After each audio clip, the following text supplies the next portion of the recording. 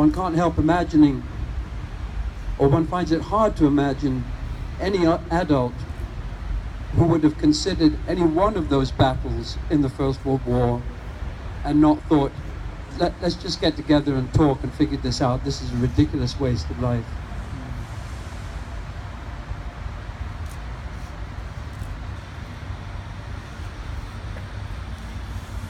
I hope their souls and spirits can hear us today, remembering them and carrying on their good fight for peace.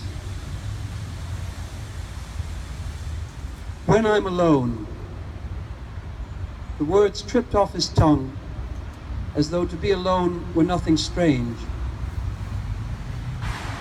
When I was young, he said, when I was young, I thought of age and loneliness and change. I thought how strange we grow when we're alone, how unlike the selves that meet and talk and blow the candles out and say goodnight. Alone, the word is life endured and known. It is the stillness where our spirits walk and all but inmost faith is overthrown. The words I've just read are by the poet Siegfried Sassoon. In his long life, Sassoon was born in 1886 and died age 80 in 1967. He was sometimes lonely, sometimes angry, and often deeply compassionate and kind. Sassoon fought, as you will know, in France in the First World War. Upon his return to England in 1917, almost 100 years ago to this day, he made an anti-war declaration, refusing to fight anymore. His passionate stand against the war shows his own inmost faith. He believed in himself, and I think like many of us gathered here today, rejected the accepted wisdom that wars must be fought, and wanted instead to find a peaceful way forward, which respected and did not sacrifice young lives. The declaration was published in the Times and read out in the House of Commons. The government, embarrassed by Sassoon's declaration, found it convenient to declare Sassoon shell-shocked and sent him to Craig-Lockhart War Hospital near Edinburgh. Here he came under the care of the psychologist Dr. William Rivers. Dr. Rivers was one of the founding fathers of the newly emerging fields of neurology, anthropology, and psychotherapy, and with his particular passion being expeditions to the Pacific Islands. He became a beloved friend and mentor to Sassoon, and his early death in 1922 left Sassoon bereft. Now Patrick and I would like to read a piece about Sassoon and Dr. Rivers written by Juliette Rose. The scene takes place in Dr. Rivers' room in Craig-Lockhart, and Dr. Rivers is meeting with Sassoon for the first time. William Rivers, I'm very pleased to meet you, Lieutenant Sassoon. Please, not Lieutenant. Not anymore. Well, Mr. Sassoon then. I was curious about something. What does the name Sassoon mean? Joy, in Hebrew. Not that I'm feeling especially joyful this morning, cast into a loony bin in the barren Scottish wilderness. This is not a loony bin, Mr. Sassoon, and you are free to explore the barren Scottish wilderness. Edinburgh is 5 minutes away by taxi. Forgive me. The name comes from a place in Baghdad called Sassoon. My father's side of the family were merchant princes there in the 18th century. And you can call me Siegfried, you know. Might as well if we're going to be spending so much time together. Siegfried. You saw it in the Times, I take it? Your declaration, I have it. I'm making this statement as an act of willful defiance of military authority because I believe that the war is being deliberately prolonged by those who have the power to end it. I have seen and endured the sufferings of the troops, and I can no longer be a party to prolonging these sufferings for ends which I believe to be evil and unjust.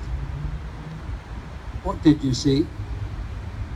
I saw a friend of mine killed, Tommy.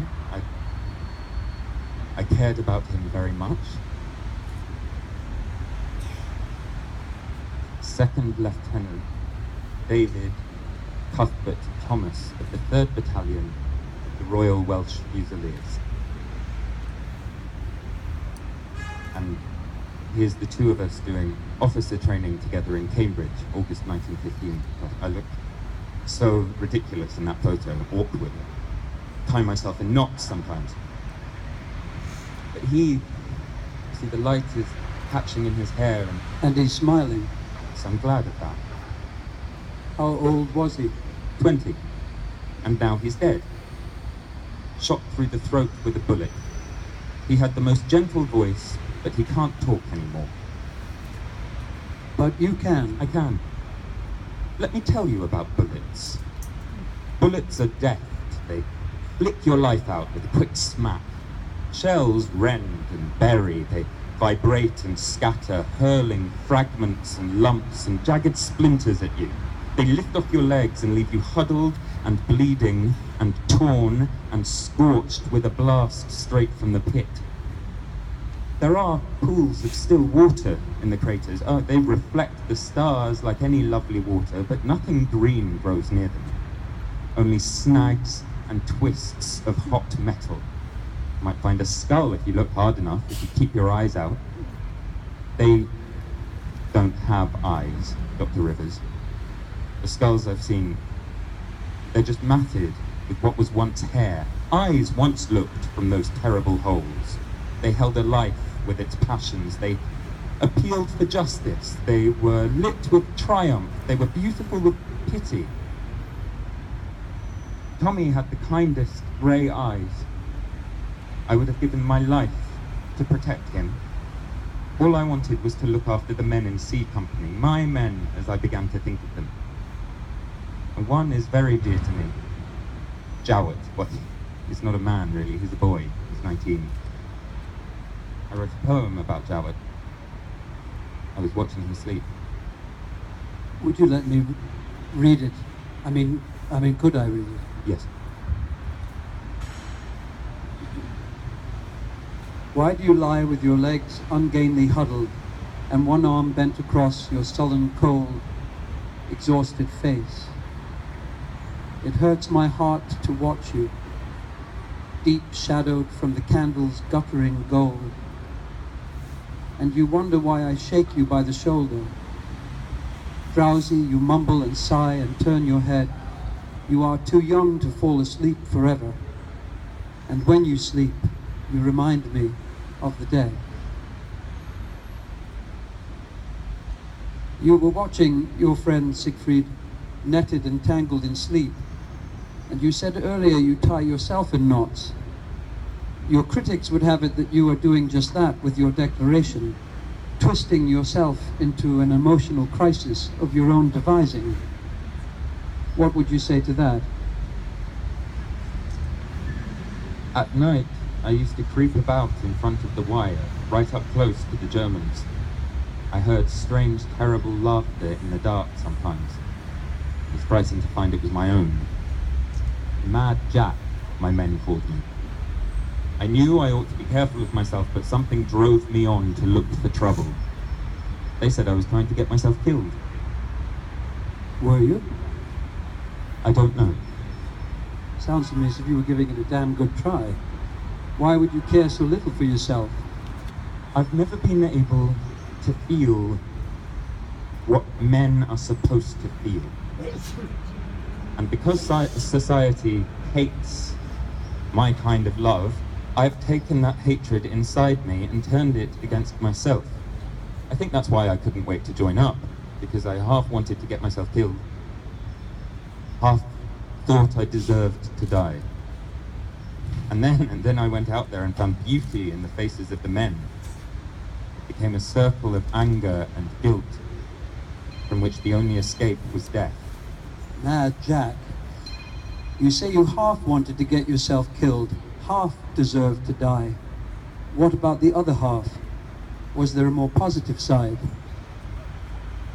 Yes. The feelings I had for my men, especially my friend Tommy, I wanted to live for them, to protect them. And then I didn't want to get myself killed because there was so much to say. Love and beauty and death and sadness. And I wanted to help others who were struggling like me.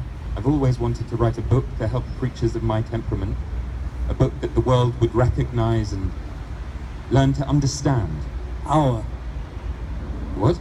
Our temperament, yours and mine. And we're not creatures, Siegfried, we're men. You should write that book, you know. It would do much good and be part of the recognizing and understanding which I believe in time will come. Not in my lifetime, but in yours. I would want that for you.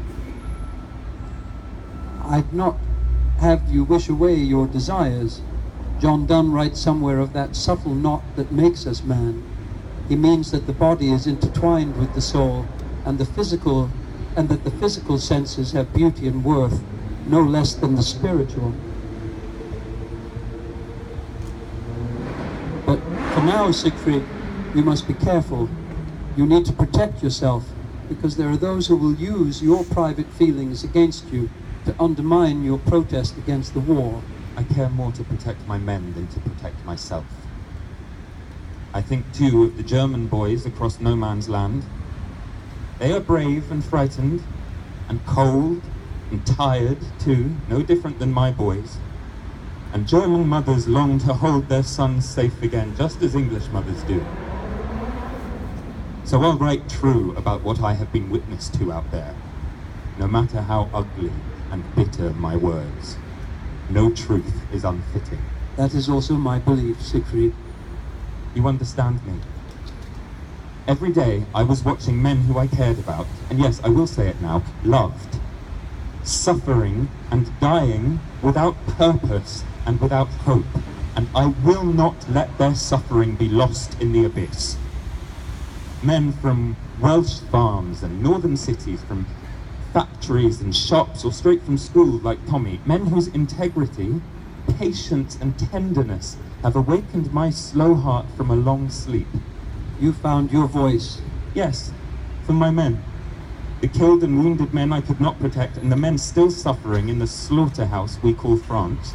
For the men whose voices are being silenced. I am finding my voice.